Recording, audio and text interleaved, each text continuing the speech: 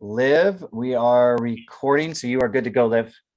Okay, hi. So I'm Liv, and I'm a senior on ASB, and I've also been involved with youth and government, and I have a part-time job. So that's kind of my take on senior year and all throughout high school, and then we'll go through and everyone will introduce themselves, our senior panel.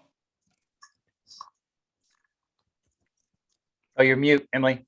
You're unmuted, but we still can't hear you. There you go. We're good. Okay. I'm Emily Valentine. I'm also on ASB. I do wellness, and then I also do VAPA, which is visual and performing arts. I'm not in drama or choir, but I've been in PAMA in the past, and I am in the play right now. And I also do youth and government, and I also have a part-time job.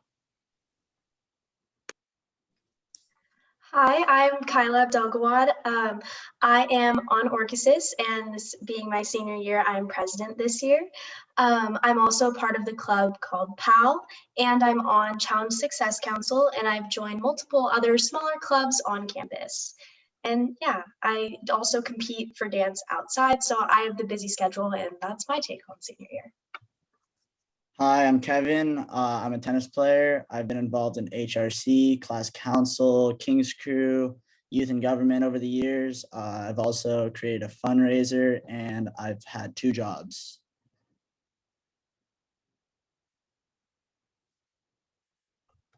Hi, I am Sam Johnson. I don't know. I do a lot of robotics. That's pretty much me. So if you want anything about robotics or engineering, I'm your guy. I'm also an ASB, and I do a lot of rock climbing, which is my sport. Okay, so that's all our seniors for the panel. And then we're gonna start with Emily. What are your favorite study techniques? Yeah, so I would say since middle school, the biggest thing that I do personally to study is reading. And my mom will make fun of me for it, but I read really slowly and I read out loud, and that just helps me learn a lot better. I also use Quizlet a lot. And I don't really study with friends as much because I notice that I don't get as much done. And it's difficult because sometimes units don't match up between different classes. But if I'm having like an AP test, then I will study with friends, and we'll get the Princeton Review AP books are really good for AP tests. That's what I used last year for APUSH and Lang and APES. And I recommend buying those and starting them at least a month before your test, and you will be set. Don't wait until like 2 days before to crack those open, but they're very helpful. And Sam, what are your study techniques? Honestly, I personally study not a whole lot. I should more, but I feel like the biggest thing to do is really pay attention during class and try to get as much as you can. And really, when you're doing your homework, it's the biggest step for learning. So do your homework properly and correctly. It'll take you more time than it should, but I think doing your homework as best as you can helps you learn the most. Obviously, I still use like Quizlet and other study materials if it's quizzes and whatever not, but I think homework is really my big study. Okay, and then our next question is, what do you consider to be your most valuable lesson so far? And then Kyla, do you want to answer that one? Sure. So as I said before, I have an insanely busy schedule. I have since freshman year. Every day it's like school, dance, homework, sleep, and just repeat it all over again. So for me, my most valuable lesson was learning how to time manage. You have to prioritize certain things. So say you're struggling in one class, you really need to put your efforts towards that. Say I have to skip out on dance one day because I need to study for this test. Also, this can relate to like college and things. If you're trying to get into a certain college and say you want to major in something, prioritize the class that relates to that major, or prioritize the things that will help you in a way that will like translate into something in the future, and don't let it stress you out. But that's definitely something I've developed as a lesson, is learning I need to know how to time manage and don't waste time on things that aren't important to you. And Kevin. I think it's a good idea to hang around with those good people that keep you on the right track. Don't surround you people that don't, reciprocate the friendship, and look for people that push you with academics in and out of school. Yeah, that's pretty much it. Okay, the next one is, how do you deal with CDM's competitive nature? And I'm going to give this one to Emily. I think she's a good person for this one. Yeah, CDM can be a particularly difficult school to attend. And I will say I have had a lot of very academically ambitious friends in my time. And for a while, I was kind of on par with where they were. But in the past few years, I've kind of noticed that we want different things. One of my best friends really is kind of making that Ivy League push, and I kind of made the decision to take a different path. I'm still applying to some really great schools, but nothing quite as competitive as she is. And I just have to recognize that within myself, I'm still going to be happy, and I can still be happy with myself, even if I'm not choosing to pursue something that my friends are. It doesn't make me any better or worse than her if I'm applying to a school that maybe has a double-digit acceptance rate rather than a single-digit one. And you just have to be satisfied with yourself by being happy. If you're doing what's making you happy, that matters a lot more than doing what everyone around you is doing and what they define as their own success, because your definition of success can be different, and that is okay. So just know that along the road, you're going to probably pursue different things than your friends will, and different things than your parents might want for you. And that doesn't make you wrong or less than in any way. You're still a great person. And yeah, you just have to be satisfied and happy with yourself as much as you can. And then I think, Kevin, you'd be a good person for this question as well. I'm surrounded by really incredible students, especially here on this board here. Just don't compare yourself to others. Emily kind of elaborated on that, but push yourself, let your friends push you, but you don't have to do better than them. It's not about that. So yeah. And then the next question is, what do you wish someone had informed you when you were younger? Sam.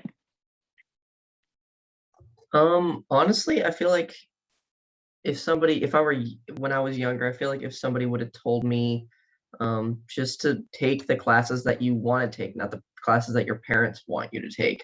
Like sometimes, yes, your parents give you good advice on what classes they think you should take. But let's say for me, for instance, I'm doing engineering. So I went with this engineering pathway, that the CTE course that they started. So I really like that. But like, if you're not an engineering person, your parents really want you to go down that path, don't do it. You're just going to torture yourself for years. Like it's horrible. I've taken classes before that I just don't like, and I regretted it. Like I took world history my sophomore year, and I do not like history, and I regret it. I mean, it wasn't a bad IP. I just don't like history. Yeah, that's all I kind of got. Kyla, do you want to answer this one? Yeah, for me, I feel like it would be like, don't settle on anything. Like, say, like even classes or even the ones that just come easy to you, don't try like just what comes easy, if that makes sense. Like, don't be afraid to branch out and try new things, because eventually you can find some hobby that you had no idea existed, or even jobs out there. There are ones that we've never heard of, or even now that I'm looking into colleges, there are majors I had no idea existed. But that wasn't until I like branched out and didn't just settle on the ones that pop up first. So yeah, for me, it would be definitely like branching out. Wonderful. Okay, the next one is, what is something that you wish you would have started sooner? And then Sam.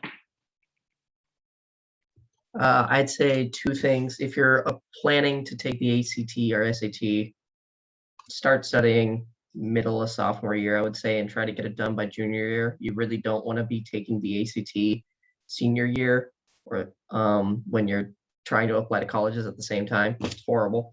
What else? Something that I wish I started sooner.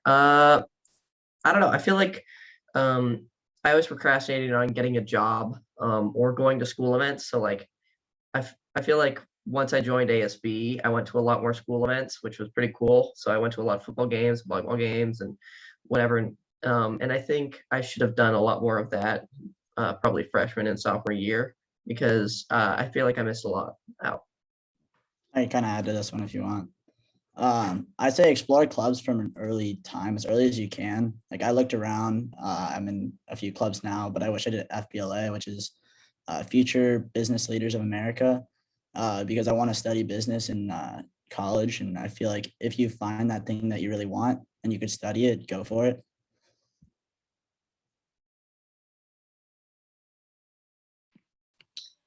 And then when should I start researching colleges, Emily? Yeah, so I personally, I don't know if I was late to the game, but I really didn't have my college list until like a few weeks ago. And I would say researching colleges is not something to stress yourself out about ever. It should always be a fun thing for you and it should be exciting. But I would say there are some teachers that do, if you're asking for letters of rec by the end of your junior year, there are some teachers that will require you to have a tentative list. And it can totally be subject to change, but they will kind of want you to have some sort of a list so they can get an idea of where they're writing letters to. And I do agree that it's a good idea to start trying to compile different schools, just so you know like which applications you're going to have to apply to. But researching colleges doesn't have to be like a big scary thing. Like I need to know their acceptance rate and what scores I need to get in there and how big the campus is.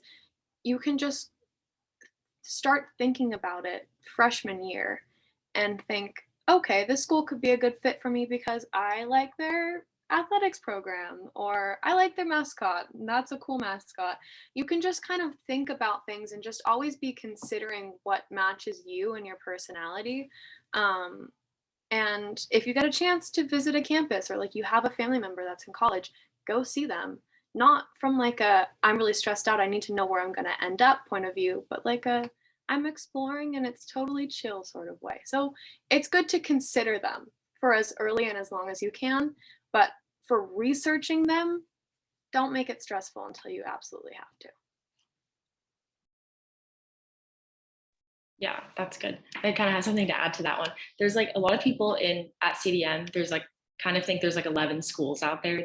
There's the names is what I started looking at when I was looking at schools. It's like, oh, I've heard that's a good school. But then until I started really like looking at all the programs and stuff, there's a lot of like, I learned I really like smaller liberal arts schools. And I did not know I wanted that until I took the label off of the school and I started looking at like what would best fit my genuine interests. So I think that's, and if the earlier you start, the more opportunities you have to actually visit them, which is like very important as well. But Kyla, do you have anything to add to that one? I think what you guys is very well said. I'm also on the train of I started very late compared to most of my friends. I agree, it's not something to stress about. I know that you're going to have friends that have their dream college, like say Stanford is the one for you, but you don't have to have something like that. Once you start doing research, you'll see there are so many colleges and you're bound to end up where you're meant to be. So I agree, like don't stress out about it. My personal recommendation would probably be starting at the end of junior year, just so that way over the summer you can do college tours. That would be my recommendation. And then Sam, what are some things that helped prepare you for the college application process? I don't know. I feel like some things that really helped me would be to just organize all the activities that I've done throughout my high school career, even before then. So whether that be your sport, your clubs that you're interested in, what types of classes you're taking, I feel like, but having all of that organized and then really researching each, so I want to do engineering, but there's tons of types of engineering and there's tons of types of liberal arts. And like, I know plenty of people who want to go into business and there's hundreds of majors. So I feel like if you really get, you can rent it from like a public library or from somewhere else, but a book of majors, and just kind of go through the list of majors that are in there. They're broader majors, obviously, because it's just a big book. But I would say kind of look through it and see what really piques your interest, and then pick out 20 or 30 and then read more on each one and see what's really fun about it. So then you can really narrow down what types of schools you want to be looking at, rather than just applying to a whole lot of schools that don't make sense for the major that you want to be in. And then Kevin. Sam kind of hit on what I was thinking, so yeah. And then what would you do differently if you could travel back in time and take advantage of anything CDM had to offer? If anyone wants to speak on that, or I can choose someone. Mama Mary in the LRC. Go talk to her. She's amazing. She's the best resource on campus by far. She is way underpaid for what she does for the entire school. Like, you can talk to her about whether you're a freshman, a junior, or a senior, and she will help you with college apps, and schools to look at, and what you're considering for class-wise that you're taking. Honestly, she's amazing. Go talk to her. She loves talking to people too. So she's just great. And then from anyone else? There are kind of a few things that come to mind. I personally wish that I had run for board in youth and government, and I never did because I was like, they have an extra meeting on Sundays. I'm way too busy for that. In reality, I maybe would have been a little more stressed out, but I think I would have had a lot more fun, and I would have I mean, every year when I would go to like meetings at YNG, I would wish that I were someone that were up on board. So if you're worried about not being able to handle something, I would err towards the side of like, go for it and try it out. And then if you completely struggle with it over the year, don't do it next year. And then something else, I wish that I had kind of not been as afraid. Not that I was afraid to branch out, but last year it was kind of difficult for me to make friends with the people in the different programs that I was in, just because we were on COVID, like, and on Zoom and everything. But this year, actually being at school in person, I've made a lot of really good friends in all of the different groups that I'm a part of, and a lot of really good friends in different grades. So never be afraid to make a friend with someone just because you're an upperclassman and they're an underclassman, or you're an underclassman and they're a scary upperclassman. Don't ever be afraid of that, because I have some of the coolest friends right now that are like sophomores, and they're just like little kids, but I think they're really awesome, and I'm glad that I've gotten the chance to get to know them and actually see their faces in person. So take advantage of the people around you, especially if they're in the same group as you, like if they're in ASB or they're in a sport, because chances are you have something in common if you're in the same place. That's a good one. I think I definitely took advantage of the older kids on campus when I was younger, and I think that really helped me and find my interests, and I definitely recommend that. And then, okay, so Kevin, what is something you're glad you did despite the fact that it didn't seem right at the time?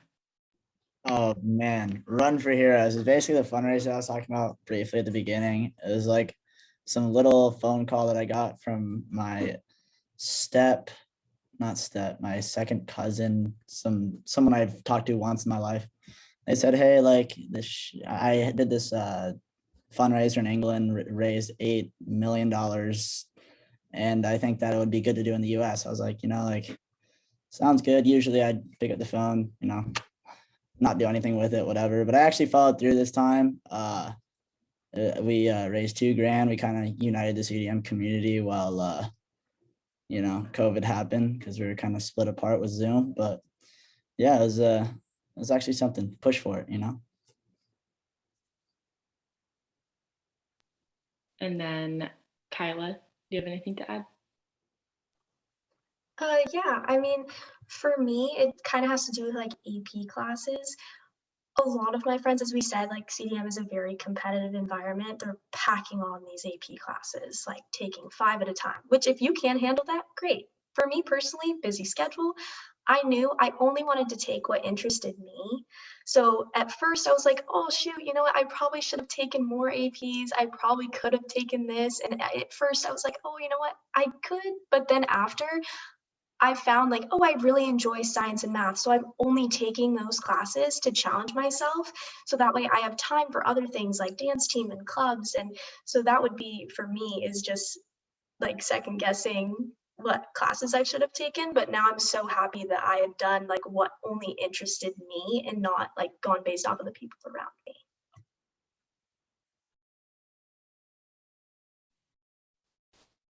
Okay, and then what are the best tips for balancing academics, extracurriculars, and just being a team? Anyone want to answer?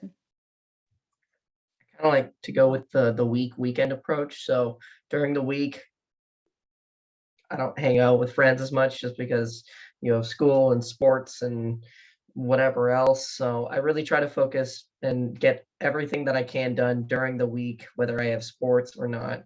I mean, I go to rock climbing 3 times a week and I work out for like 3-4 hours per time. So like I spend a lot of time doing other stuff, and I'm in robotics for 4 hours, whatever, during the week as well. So like I spend a lot of time doing both academic stuff and sport and school life. So I really try to maximize my weekends with my friends. That's the kind of time that I get to spend with people. But even then, sometimes what I do is sometimes what I like to do is God, Mr. Robins, you threw me off there. You, Sunday nights, try not to stay out late on Sunday nights. Like Friday night, Saturday night, you can do whatever you want with your friends. Sunday night, get decent sleep for Monday, because even with late start, it doesn't help if you don't sleep. And then you just feel bad for the entire week.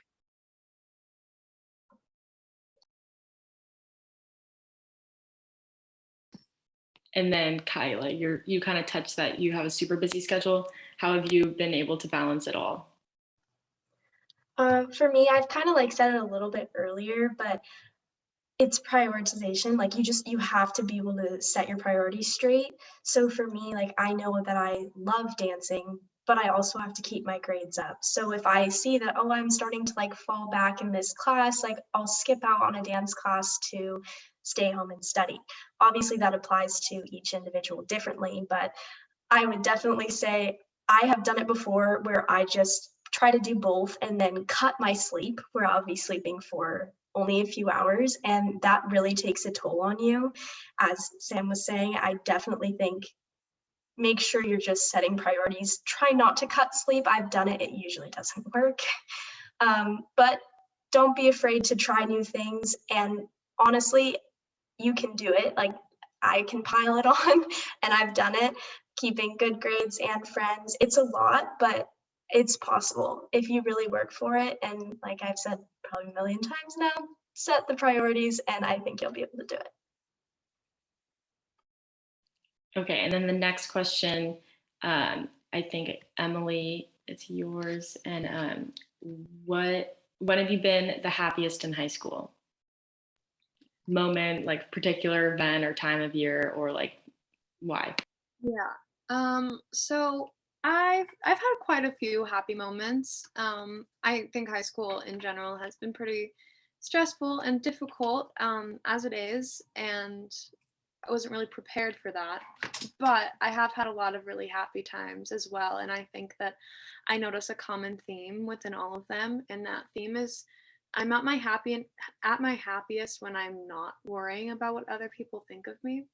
I'm a pretty self-conscious individual, so a lot of the time, especially at school, I'm considering those around me and their perceptions of me, and I'm afraid of looking stupid. I'm afraid of being awkward. I'm afraid of people thinking I'm dumb or extra. But the times that I'm at my happiest when I'm at a dance and I'm screaming way louder than anyone else there, or I'm at a women's march in Fresno, the middle of nowhere, California, or I'm at a rally setup and we're all so brain dead and sleep deprived that we just say whatever comes to mind and it's just funny for some reason because that's how tired we are. All of those times are times when I'm not thinking about myself, and I'm just in the moment and I'm just enjoying it. So I have been the happiest when I'm not self-conscious. And I think that it's really easy in high school to get roped up in like trends and peer pressure and what other people think of you. And people are really gossipy and mean behind your back. But if that's the way it is, then that's the way it is. And it has no power over you if you don't give power to it. So just don't pay attention to any naysayers or people who make you feel bad, and then they can't make you feel bad. I have something to add to that. I feel like what makes me happy in high school is being proud of like the little things, whether you think you were going to fail a test and you somehow ended up with like a 90 and you're like, what just happened? I thought I came into that and I thought I was going to fail it. And oh my God. And then you get out and like 2 weeks later, you get the test back because, teachers and they have to grade stuff. I totally get it. And you somehow passed or like even got like an 85 and you're like, what just happened? So like, it's the little things, or it's like you're at a football game and they scored a touchdown and everyone's cheering and you're cheering, and just for a split second you forget everything else that's happening around you and you're just happy, and it's great. I feel like you have to just take pride in just being in the moment and doing the things that you want to do, and I guess just everything. I don't know. Awesome. Okay. The next question, what was your favorite class, or like what class did you take that you weren't expecting to like as much as you did? And I think This kind of goes with Spanish, in my opinion. Like I took Spanish all the way from 7th grade. I'll be honest, I did horrible in 7th grade in Spanish. I ended with a grade that I did not like. I retook it with the 7 AB. There was like a program in middle school where you were able to take 1 year in the middle for 2 years. I can't really remember what it was called, but yeah, I ended up retaking it the following year in 8th grade.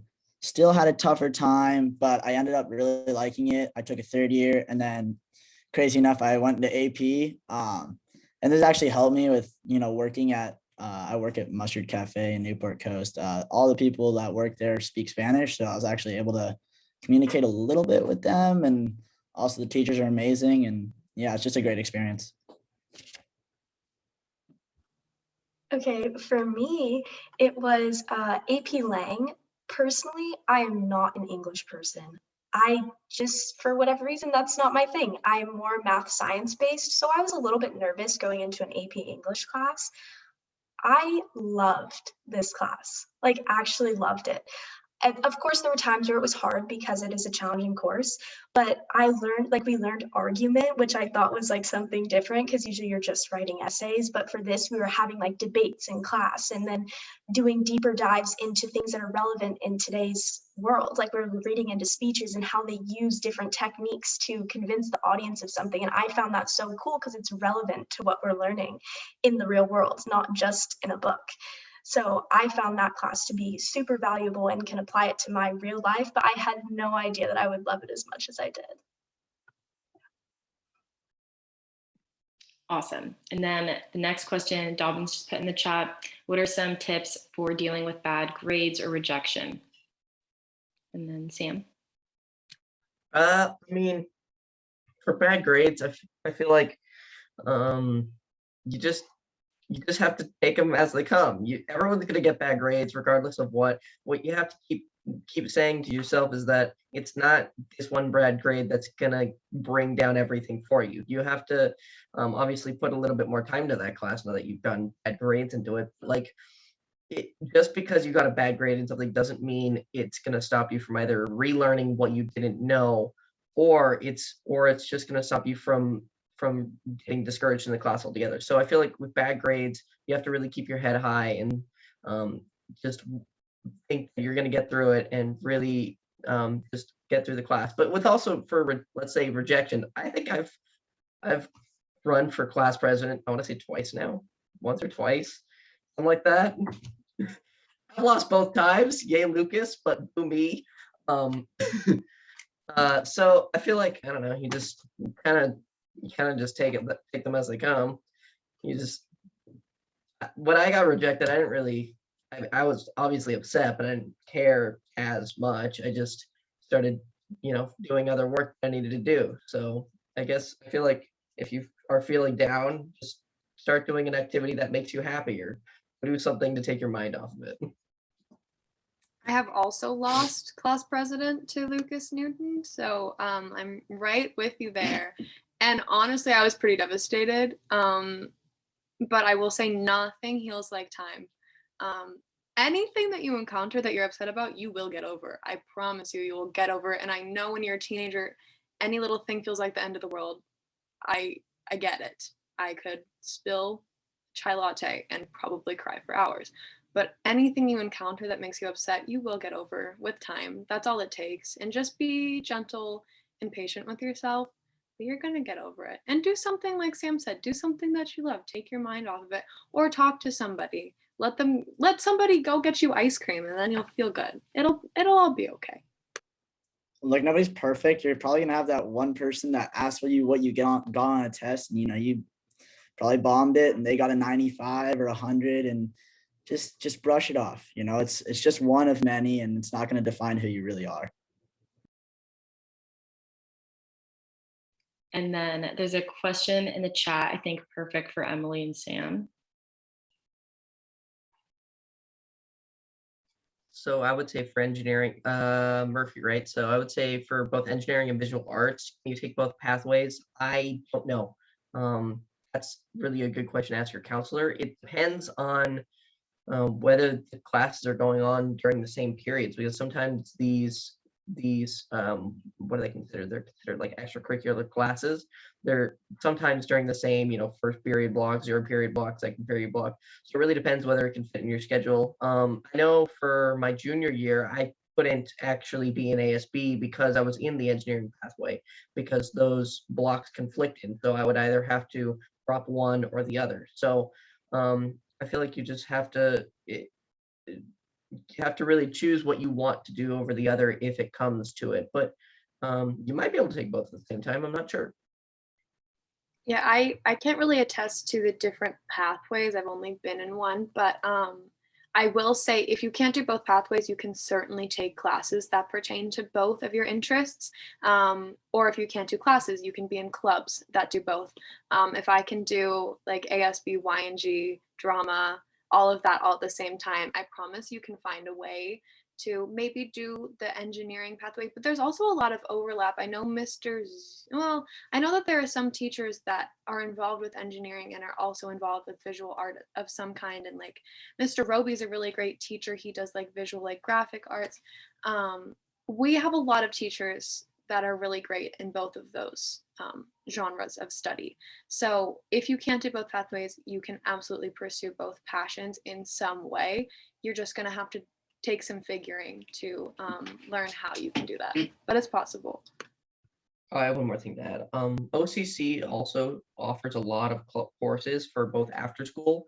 Like I know to get my brothers, when they did the School of Rock course through OCC, that's actually hosted at CdM, to get both like kind of a music thing going, as well as their art credit out of the way. So it was really a 2-for-1, and I think that's a 1 semester course. But you also can do a lot from not even just in CdM. Just to jump in real quick, I believe, Murphy, I'm almost positive you can't be in 2 pathways just because of the rigorous schedule you would have. So like Sam kind of alluded to, it's to be in 1, you have to commit to a lot of things, let alone 2. However, Emily put it very eloquently, like she always does. You are more than welcome to be in a pathway, then take classes that you're interested in, like individual classes. Like there's some of the engineering courses that you don't have to be in the engineering pathway. Same with PAMA. So I hope that helps that. And then look at Ashley Packer. That's a really good question. Yeah, I actually might add to Ashley's question, just because I feel like I'm a very mediocre student. I really enjoy going to school, but I'm by no means like a gifted student. I have a twin brother, and he's very intelligent without having to study, and things don't come to me as easy, but I work really hard to study. I took 4 my junior year, and I should not have taken 4. And it was online, so I got through it and it was okay. But had I been in all my activities in person and having to also balance like ASB with my work and all of it, it was not a good decision for me to be in for. And I probably wouldn't recommend that. And I fit my art credit in freshman year. Just in case the chat doesn't show on the recording, the question is from Ashley is how many APs did you all take your junior year? And when did you fit in your art credit? So that's what Liv was just responding to. Sorry, keep going. I only took one, I'll be honest. I'd rather not kill myself, and I'd rather do well in a class than absolutely bomb it and still challenge myself at the same time. I'll also add to I took my art credit freshman year, but if you didn't take it freshman year or you weren't here, you transferred in, whatever. I know people that can take it senior year. You have a lot of open time, and yeah. I feel like for taking APs junior year, it's really on what type of class load you can take and what classes have you previously taken before. So like if you're planning to go into both calculus and, you know, like AP Chem or AP Physics or something like that, your junior year, along with, I don't know, say AP English or some other AP classes, it's really of what you've taken before, what you feel confident in doing, and then how much time you think you have to spend, because junior years, I would say probably the toughest year to get through. So I took 4 APs. It was almost too much. Like I could barely handle it, and we were online. So I don't know. 3 probably would have been a happy medium if I were if I were going to be honest with myself. But yeah. Oh, an art credit. I took that freshman year. I tried to get that out freshman year because typically there's a lot less APs that are or just higher level classes that are given to students freshman and sophomore year. So I would try to get it done within the first 2 years of school. You can always get it done senior year though, or you can take that like School of Rock class from OCC. And that's, I believe, after school and during the nighttime. Just to add, I think something that I've learned from CdM students as well is every year, right, whether it's 7th grade, 8th grade, 9th grade, 10th grade, I hope you learn more about yourself. And so then by junior year, listen to yourself. I think you do know that what you could handle. I think deep down inside, you know, but then maybe your ambitions push you too far sometimes. I think some people can handle 4 in person and it's fine. Some people should do 1, some people shouldn't do any. And I think it's all okay. And I think you know yourself, like Kevin, if I were to say like why, and I think that's great, by the way, that you said that, but what helped you come to that decision? Can you think of like something after sophomore year, freshman year, or like what was your thought process? I really stressed out freshman year. I had a really tough year, and then it kind of led me to take no AP sophomore year. Then I realized like, okay, this is getting a little easy now. I'm starting to get the hang of it. I didn't really know how to study at the time. I kind of saw myself go in the right direction, and then I took one I led up to it with AP Spanish, which was, you know, one that I was expecting to take because I actually liked it. It's also important to take something that you like. That is, I mean, this year I'm taking 2. I don't want to kill myself. You know, I have other things as well, and I don't have that much time I seem to have. So, and I like to have fun on the weekends as well. I like to, you know, have fun. Well said. Does anybody else, so I didn't cut anyone off, right, on the panel? Okay. Does anyone else have any questions? In the audience, if you want to type it, you're more than welcome to unmute yourself and share it. Murphy says, did Kevin say he was on the tennis team? If so, is the CdM summer tennis camp worth joining? It's a good question. Absolutely. Yeah, you'll get a good solid group there. It's a good way to push yourself to start as well. As you progress, there's other clinics as well that Jamie has. Jamie's the coach. Yeah, it's a good clinic for sure. I did it for the first 2-3 years. So yeah. I think any sport too, adding to Kev, you get to meet kids that obviously you have something in common with, right? And it's summer. So like, hey, we're all going to go to the beach after tennis practice or whatever, stuff like that. I think Emily had said that earlier, like, you obviously have something in common with these people because you're doing it together. So that might help, you know, Murphy, meeting people too, and new people and branching out, right? Well said, Kev. Sorry. Anyone else? Oh wait, I want to add to that. Go ahead, Sam. Yeah, I please. would say because I'm in rock climbing, I'm in a very isolated type of sport, so there's not really anybody I know from our school doing it, which means that at times, like Kevin said, you have great camaraderie from the tennis team and all that kind of stuff, and I felt like I did miss out on some high school types experience like that. So like whether I could have gone into water polo or the track team or whatever, I would have had other kids around me who were like me, and I could talk to them and be in sport with them. And I feel like joining a school sport is pretty huge for not only physical health, but also mental health. I feel like you get to spend time with friends, working out, and doing other stuff, type things like that. Awesome. Anybody else with any questions? All right. Well, that was perfect. If anyone has any questions in the audience, if you follow CdM.HS on Instagram, if you DM us there, like we will make sure someone on the panel, we could get a hold of all of them very easily. I want to thank the audience because if you weren't here, then we would just be talking to ourselves. And then also the panelists. It's you guys are busy. It's Wednesday night, so I really appreciate it, and I think everyone will too. In the just by your guidance and the diversity too with your answers. I think that was really important. So thank you very much, audience, and I'm going to close the recording. And if you have any questions, you could let us know, but thank you.